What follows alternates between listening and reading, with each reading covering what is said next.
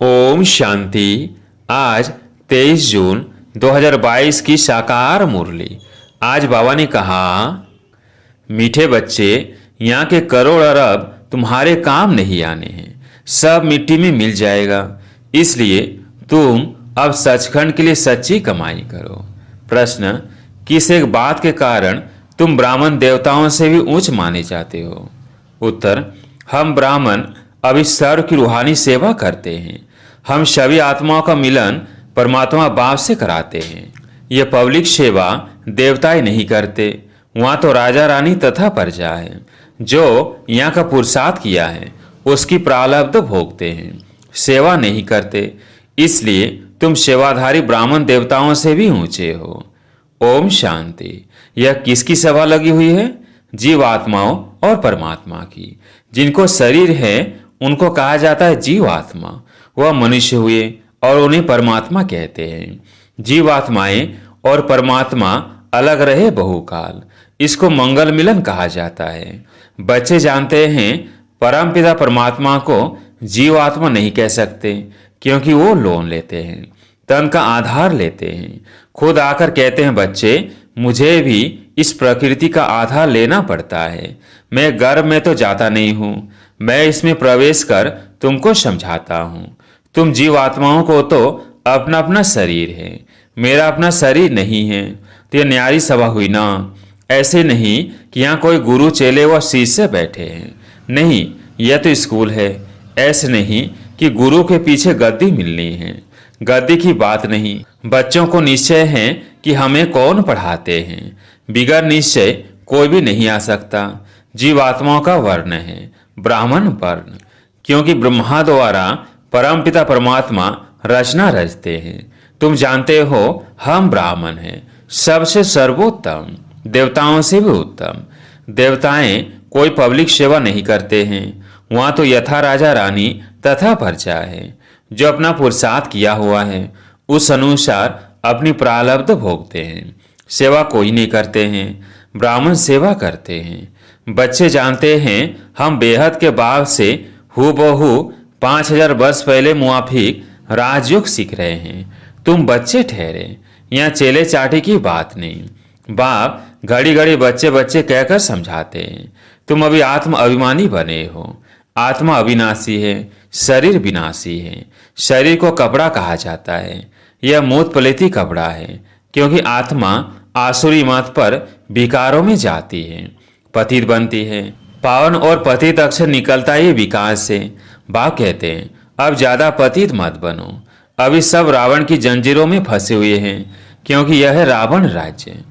तो बाप तुम्हें रावण राज्य से लिबरेट कर राम राज्य में ले जाते हैं। God father is liberator. कहते हैं मैं सबको दुख से छुड़ाए वापिस शांति धाम में ले जाता हूँ। वहाँ जाकर फिर नए सिर आए बच्चों को अपना पाठ रिपीट करना है। पहले पहले पाठ रिपीट करना है, देवताओं को वही पहले थे। अब गोया ब्रह्मा द्वारा आदि सनातन देवी देवता धर्म की स्थापना होती है। कलयुग का विनाश सामने खड़ा है, बड़े अंधेरे में पड़े हैं। भल पदमपति करोड़पति हो गए हैं। रावण का बड़ा पंप है, इसमें ही ललचाईमान हो गए हैं। बात समझाते हैं ये झूठी कमाई है जो सारी मिट्टी में मिल जाएगी। उन्हों को हासिल कुछ भी नहीं होना है। तुम तो भविष्य 21 जन्मों के लिए बाव से वर्षा लेने आए हो। यह सचखंड के लिए सच्ची कमाई। सबको वापिस जाना ही है, सब की वानप्रस्थ अवस्था है। बाप कहते हैं सबका सदगति दाता सदगुरु मैं हूँ। साधुओं का, पतितों का, सबका उद्धार मैं करता हूँ। छोटे बच्चों को भी सिखाया जाता है कि शिव बाबा को याद करो, बाकी और सब चित्र आदि उड़ा दो। एक शिव बाबा दूसरा ना कोई। तुम जानते हो हम बाप से फिर से बेहद सुख का वर्षा लेने आए हैं। हद के बाद से हद का वर्षा तो जन्म जन्मांतर लिया है। रावण की आसुरी मत पर पतित बनते आए। मनुष्य इन बातों को समझते नहीं है। रावण को जलाते हैं तो जल कर खत्म हो जाना चाहिए ना। मनुष्य को जलाते हैं तो उनका नाम रूप सब खत्म हो जाता है। रावण का नाम रूप तो गुम होता ही नहीं है, फिर जलाते रहते हैं। बाप कहते हैं यह 5 विकार रूपी रावण तुम्हारा 63 जन्मों का दुश्मन है। भारत का दुश्मन माना हमारा हुआ। जब वाम मार्ग में आए तब रावण की जेल में पड़े। ब्रोवर आधा कल्प से रावण राज्य है। रावण जलता ही नहीं, मरता ही नहीं। अभी तुम जानते हो रावण के राज्य में हम बहुत दुखी हुए हैं। सुख और दुख का यह खेल है। गाया भी जाता है, माया से हारे हार, माया से जीते जीत। अब माया को जीत कर हम फिर राम राज्य लेते हैं। राम सीता का राज्य तो त्रेता में है, सतयुग में है लक्ष्मी नारायण का राज्य। वहां तो है ही आदि सनातन देवी देवता धर्म। उनको ईश्वरीय राज्य कहेंगे जो बाप ने स्थापन किया है। बाप को कभी सर्वव्यापी नहीं कह सकते हैं। ब्रदरहुड है, बाप एक है। तुम सब आपस में भाई भाई हो। बाप बेटा आत्माओं को बढ़ाते हैं। बाप का फरमान है कि मुझे याद करो, मैं आया हूं भक्ति का फल देने। किसको? जिन्होंने शुरू से लेकर अंत तक भक्ति की है। पहले पहले तुम एक शिव बाबा की भक्ति करते थे। सोमनाथ का मंदिर कितना जबरदस्त है। विचार करना चाहिए कि हम कितने साहूकार थे। अभी गरीब कोड़ी मिसल बन गए हैं। अभी तुमको 84 जन्मों की स्मृति आई है। अभी तुम जानते हो कि हम क्या से क्या बने हैं। अभी तुमको स्मृति आई है। स्मृति लब्धा अक्षर भी अभी का है। इसका मतलब यह नहीं समझना चाहिए कि भगवान ने आकर संस्कृत में गीता सुनाई है। संस्कृत होती तो तुम बच्चे कुछ नहीं समझते। हिंदी भाषा ही मुख्य है, जो इस ब्रह्मा की भाषा है। उस भाषा में ही समझा रहे हैं। कल्प कल्प इसी भाषा में समझाते हैं। तुम जानते हो हम बाप दादा के सामने बैठे हैं। यह घर है मम्मा बाबा बहन और भाई, बस और कोई संबंध नहीं। भाई बहन का संबंध तब है जब प्रजापिता ब्रह्मा के बने हो, नहीं तो आत्मा के संबंध से तो भाई भाई है। बाप से वर्षा मिल रहा है। आत्मा जानती है हमारा बाबा आया हुआ है। तुम ब्रह्मांड के मालिक थे, बाप भी ब्रह्मांड का मालिक है ना। जैसे आत्मा निराकार है वैसे परमात्मा भी निराकार है। नाम ही है परमपिता परमात्मा, अर्थात परे ते परे रहने वाली आत्मा। परम आत्मा का अर्थ है परमात्मा। पिता से वर्षा मिलता है। यहाँ कोई साधु संत महात्मा नहीं, बच्चे हैं। बाप से बेहद का वर्षा ले रहे हैं और कोई वर्षा दे न सके। बाप है सतयुग की स्थापना करने वाला। बाप सदैव सुख ही देते हैं। ऐसे नहीं कि सुख दुख बाप ही देते हैं, ऐसा लौ नहीं है। बाप स्वयं बताते हैं, मैं तुम बच्चों को पुरुषार्थ कराता हूँ। एक ही जन्म के लिए सो देवता बनो। तो सुख दाता हुआ ना, दुख हरता सुख करता। अभी तुम जानते हो दुख कौन देते हैं? रावण। इसको कहा जाता है विकारी दुनिया। स्त्री पुरुष दोनों विकारी है। सतयुग में दोनों निर्विकारी थे। लक्ष्मी नारायण का राज्य था ना, वहाँ कायदे से राज्य चलता है। प्रकृति तुम्हारे ऑर्डर में चलती है। वहाँ कोई उपद्रव हो नहीं सकता। तुम बच्चों ने स्थापना के साक्षात्कार किए हैं। विनाश भी होना है जरूर। होलिका में संग बनाते हैं ना, पूछते हैं इनके पेट से क्या निकलेगा, तो कहा मूसल। राइट बात तो तुम जानते हो। साइंस उन्हों की कितनी तेज है। बुद्धि का काम है ना। साइंस का कितना घमंड है। कितनी चीजें एरोप्लेन आदि बनाते हैं सुख के लिए, फिर इन चीजों से विनाश भी करेंगे। पिछाड़ी में अपने कुल का ही विनाश करेंगे। तुम तो हो ही गुप्त।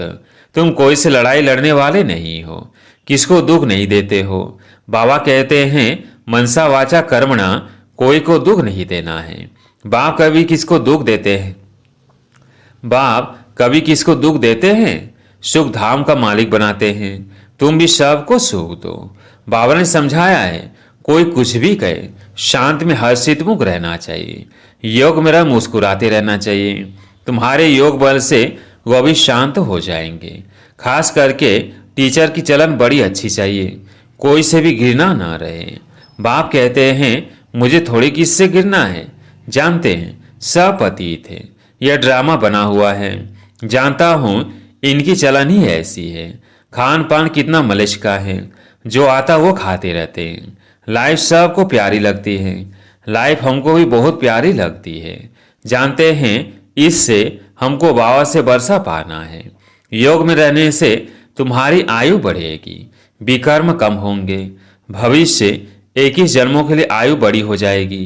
पुरुषार्थ अभी का है, जिससे फिर प्रारब्ध बनती है।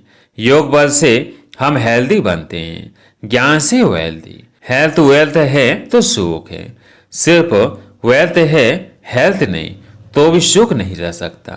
ऐसे बौद्ध राजाएं बड़े बड़े साहूकार हैं, परंतु लंगड़े बीमार उनको कहा जाता है। ऐसे विकर्म किए हैं जिसका फल मिला है। बाप तुमको सुनाते तो बहुत है, ऐसे नहीं बाहर जाने से यहाँ का यहाँ रह जाए, यह तो नहीं होना चाहिए ना। धारणा करनी है और कुछ याद न पड़े। अच्छा, शिव बाबा को याद करो, अंदर बड़ी गुप्त महिमा करनी है। बाबा यह मन चित्त में भी नहीं था कि आप आकर पढ़ाएंगे। यह बात कोई शास्त्रों में भी नहीं है कि निराकार परम पिता परमात्मा आकर पढ़ाते हैं। बाबा अब हम जान गए, बाप के बदले कृष्ण का नाम डालने से गीता खंडन हो गई। कृष्ण के तो चरित्र हो न सके। गीता है इस संगम का शास्त्र, उन्होंने फिर द्वापर में दिखा दिया है।